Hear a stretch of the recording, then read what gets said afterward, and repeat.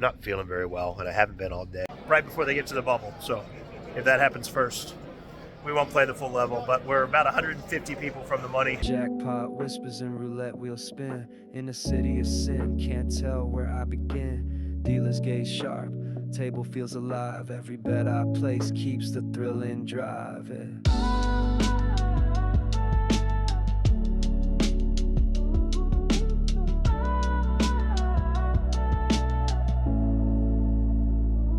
Torching with TJ, stacking my dreams. Vegas heat rising, nothing's what it seems. Chasing that river, life on the edge. Every chip I push, I'm making my pledge. Driving into the Horseshoe for day 3 of the main event. Flying solo today because I'm the last one standing. And we have a big stack. 399,500 chips, 160 big blinds. About 34% of the field remain, 15 get paid, so just under half the people still in this thing are going to make money. We hope to be one of them. That's step 1. It's possible we make the money at the very end of the night tonight. Historically, it's at the end of day 3 or the start of day 4. We'll see. Doesn't matter to us. A couple things I want to talk about. 1, bag 160 big blinds. You got to think that, you're going to come back as chip leader of your table almost all the time. Not true. The overall tournament chip leader with nearly 1 million chips is directly on my left. Alexei, don't remember his last name, from Ukraine. So that's not ideal. And then the person to his left has 460,000. Somehow, 2 bigger stacks get seated on my direct left. So, super unfortunate. Handcuffs me a little bit more than I would like, and they're both likely very good players. So today's going to be very different than it was yesterday. Yesterday, I wasn't getting 3-bet squeeze. I got to flat a lot of hands. I got to play a lot of hands in position. I think it's going to be much more aggressive at this table, especially if I'm still at this table as the night goes on. And that's the other thing I'm going to talk about is kind of planning out how your day is going to go, right? If you're going to be at the same table the whole day, or if it's likely you're going to break. In Paris, they usually break Paris first and push everybody over to Horseshoe, right? I'm at Paris 119, and there's 130 something tables. There's like just over 1,100 players in Paris. So if we're imagining that they're going to break Paris first, we want to find out if they're breaking low to high or high to low or some other system. We're at Paris 119. If they're breaking low to high, we'll probably break pretty early in the day, maybe first or second level. If they're breaking high to low, we're going to be there for a while, probably 3 levels or so, maybe around dinner break. What does that matter? Well, we might adjust our strategy based on how long we have to be at this table. If we're only at this table a short time, let's just get through it and, not have any catastrophes while we're facing all these big stacks on our left. But if we're going to play at this table most of the day, we're just going to have to accept our fate and battle with the boys and hope things work our way. We'll see. We're going to try to get as much information as possible early in the day so that we know what mindset to have. We can work with either one, but we want to know. More information is better. So we'll find that out. Ask a floor person, check the app, whatever it takes, or just be observant on what tables they're breaking, and go from there. Really hope they break our table on the early side of the day, especially because towards the end of the day, even if we don't make the money, as you approach the money, smaller stacks play very conservative and tight because they don't want to bust.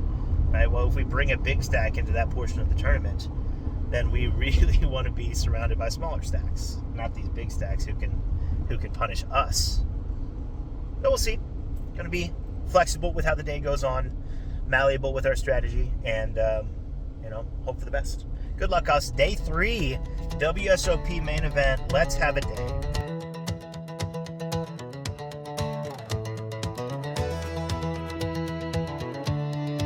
Walking to a new table. Table broke after 40 minutes. Thank God. Exactly what we wanted to happen. Don't know what our new table is yet. Once we get to the room, it'll show it to us. We could be in Horseshoe, we could be in the event center, or we could be on a feature table. Who knows? We'll find out here in just a few minutes. But very, very happy to be off of that table quickly. Let's hope we get a good one. First break of the main. Not a fantastic level. Not terrible, not disastrous, but not fantastic. We're down to like 310K from our 400K starting. Very first hand of the day, we lost 60K, so that's most of it. We did get moved, thank God. We're not at that last table. Our new table isn't great. A couple pros and, no real spots. So it's going to be a fight all day. I imagine we'll be there until the end because we're in the event center gold now. Only one real hand to talk about. That was the very first hand that we lost. We sit down on the button, just getting settled into our chair, and we look down at King of Hearts, Queen of Clubs. We make it 5K at the 2,500 big blind level. Big blind defends. He has us covered. And the flop comes King, Jack, Deuce with 2 clubs. So we flop top pair, good kicker, backdoor straight draw, backdoor flush draw. He checks to us. We bet 6K. He check raises to 20K. Interesting. Obviously, this board favors our range as the pre-flop aggressor, but he can have anything. He can have suited 2 pairs. He can have flush draws. He can have straight draws. He can have combo draws. He can just have a worse king. We just call. We're obviously never folding. Let's keep all of his bluffs in there. Let's play a small pot in position if we can, or at least control the size of the pot. Turn comes the 6 of clubs. So the flush draw comes in if he has it. We got the Queen of Clubs that we could outdraw all non-nut flush draws. He bets 35,000, continues. I don't think we can fold yet. Just going to click the call button, see what happens on the river. And the river does bring an ace of diamonds. Actually, not a good card.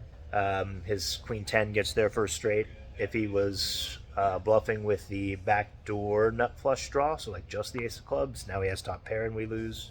He checks. I don't really think we need to turn the king into a bluff. We have, good cards to do so. The Queen of Clubs specifically blocks flushes and blocks a straight.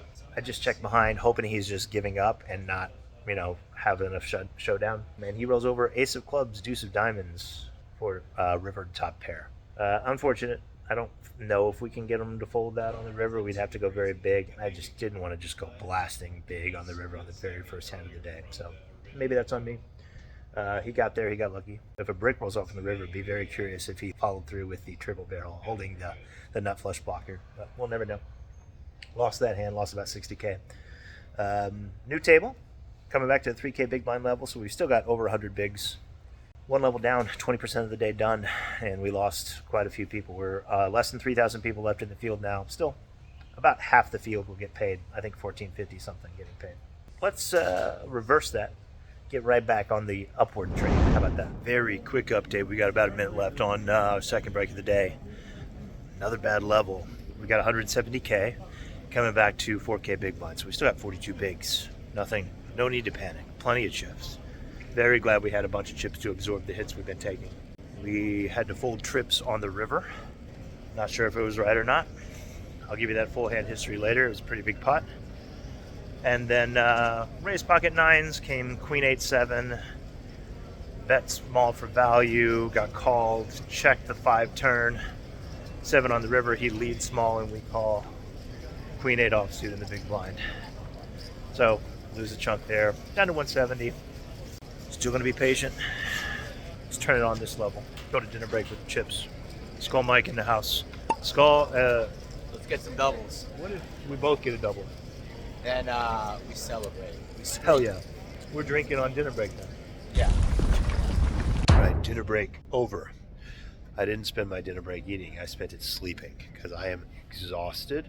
I'm not feeling very well, and I haven't been all day. I wasn't going to talk about it, but it is a reality.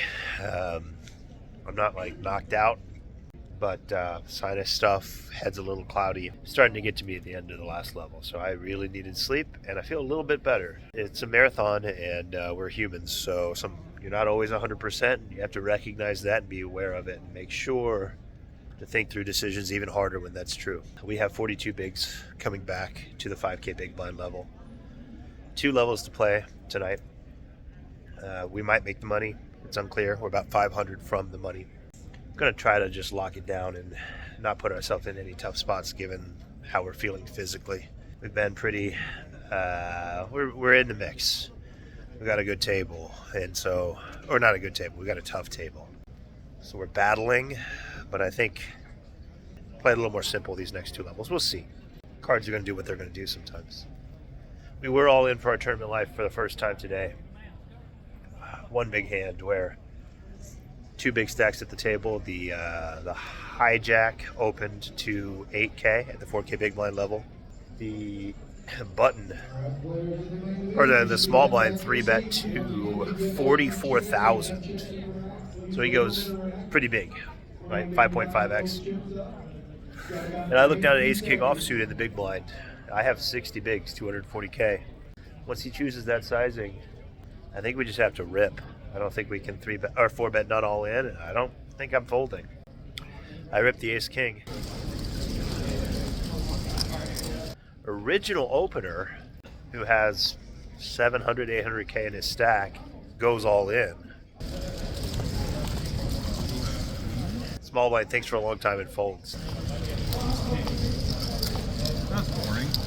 Spades and hearts. I feel like ace king queens just for someone else. Very good. What a dream spot for your tens would have been, honestly. Whatever any middle pocket there. Thankfully, it's ace king versus ace king, and we chop it up. The small blind had ace queen. I understand he's raising big because they both have massive chips, so he wants to disincentivize the original opener from calling. Thankfully, we were up against the same hand. I'm back in. 2 more levels to play tonight. Good luck, us. Into the last level. Last level of play tonight. We have 232,000 in our stack. Coming back to the 6K big blind level to 39 bigs. Still feeling a little bit rough, but we're surviving.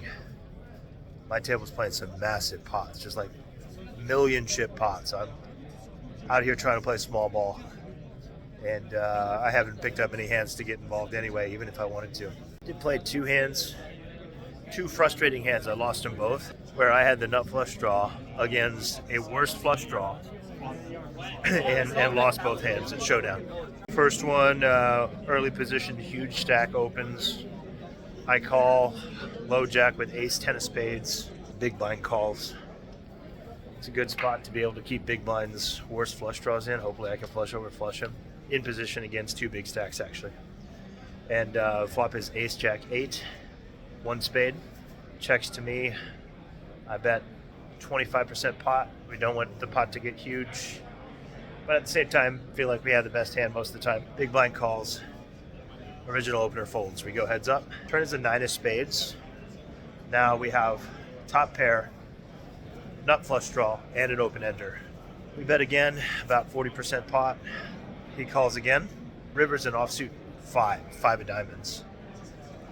And I don't really think there's much value in betting here. I don't think he's going to call a worse ace, 3 streets. So I just check behind, take my showdown value with top pair and a decent sized pot, and he has jack 5 of spades. So just Rivers, one of the 4 outs that give him the better hands, because couldn't even make 2 pair with another spade. I make the better flush. If the spade does come, I get a massive pot, probably get it all from him. Instead, we lose that one. Basically the same thing happened on a different multi-way pot where I had ace 4 of diamonds against like king deuce of diamonds. We were 4 ways. Third player won the pot with top pair, top kicker. So if that flush would have came in, we also would have won a big pot that time. So a couple cards go differently. We've got 600, 700K, but instead we got 230K or so. 1 more level of the night. I'm hearing word they might bag up right before they get to the bubble. So if that happens first, we won't play the full level, but we're about 150 people from the money. Let's run hot, or at least avoid disaster. Bag this thing up for day 4.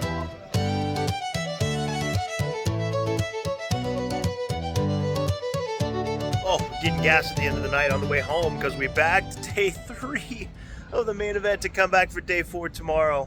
Oh my gosh, this was one of the hardest days of tournament poker I've ever played for a lot of reasons. One, everything went poorly early, just kind of setting the tone for a long, grueling day. Lost 60K on the first hand of the day. and then just like hovered around 40 bigs forever for the last few levels, which I mean is 40 is plenty obviously, but we had ideas of growing the big stack we came into the day with, but we fought long and hard, and it's tons of small medium pots. A lot of them were not going our way, but we kept fighting and kept fighting. Came down, our tournament life came down to one hand in the last level. We were about 30 from the money or so. Soft-ish bubble. People are tanking, trying to get to the end of the night. I have 150K in my stack at the 6K big blind. So I have exactly 25 big blinds. And I raise two aces. Ace of diamonds, ace of clubs from under the gun. Make it 2 bigs to go. 12K. This table is very 3-bet happy. There's a bunch of big stacks. Pretty much anytime a small stack tries to put chips in the middle, they 3-bet them and they put pressure on them. That doesn't happen this time. The button calls and the big blind calls. They both have us covered, but the button is the big stack. Flop is king 5-4. No, let's see. 10-5-4, 2 hearts. 10-5-4, 2 hearts. We do not have the ace of hearts. Big blind checks. We bet 27K. 2/3 pot. Really want to... Basically, we want to charge them for any draws, and we're likely not going anywhere even if we get raised. So let's build this pot, set up a turn jam. 27K, button calls, big blind folds. Hoping to see a clean turn. We don't. A deuce of hearts rolls off. Obviously, if he has a flush, we're dead. Right? Now we have to decide, do we want to risk our tournament life right here, right now, on this card, in this hand?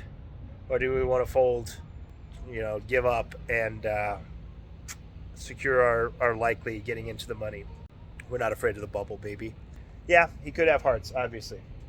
I'm going to check and evaluate. So that's what I do. I check, and he thinks for a long time, double checks his card, thinks, and jams for my entire stack, which is 111,000. A couple things here. One, sometimes you just got to look at a guy and think that he doesn't have it. That's what I thought right here. I don't think he has it. But then you start thinking about his range and stuff and the bet sizing and all those things to go along with that read. Would he really jam all in if he had a made flush? Would he? Or would he bet smaller and string me along? I'm not sure. We'll never know. But I don't think he would overbet pot if he had a flush. This feels like trying to get me to fold, or just not knowing what to do, right? So he jams under 11K. He's got 700K at this point, so this under 11 doesn't mean it nearly as much to him as it does to me. And I don't think very long. I just put it in. Our main event might be over right here, so close to the money. Call.